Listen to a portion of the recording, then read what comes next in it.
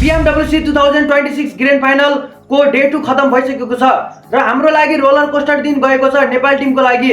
अस्ति food poison इस्युको कारण सरेको 2 म्याच मिलाएर सबै 8 म्याच खेलेका हुन्।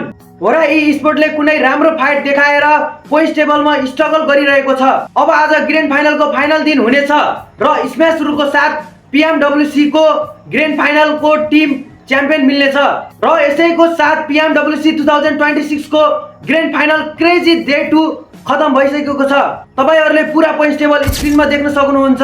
EA अरिना 112 पोइन्टको साथ टेबल टपमा रहेको छ र त्यसको पछाडी NS 105 पोइन्ट र थर्डमा औरा 104 पोइन्ट, फोर्थमा S2G 103 पोइन्ट र फिफ्थमा NGX 89 पोइन्ट। होरा स्पोर्ट चाहिँ 89 पोइन्टमा 11th पोजिसनमा रहेको छ।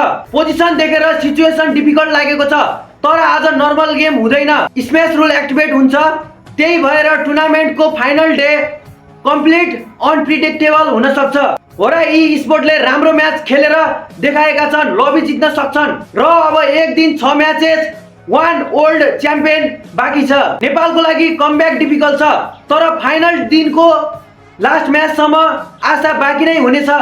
हो र ई स्पोर्टमा आज जे बचेको छ त्यो सबै लगाइदेऊ।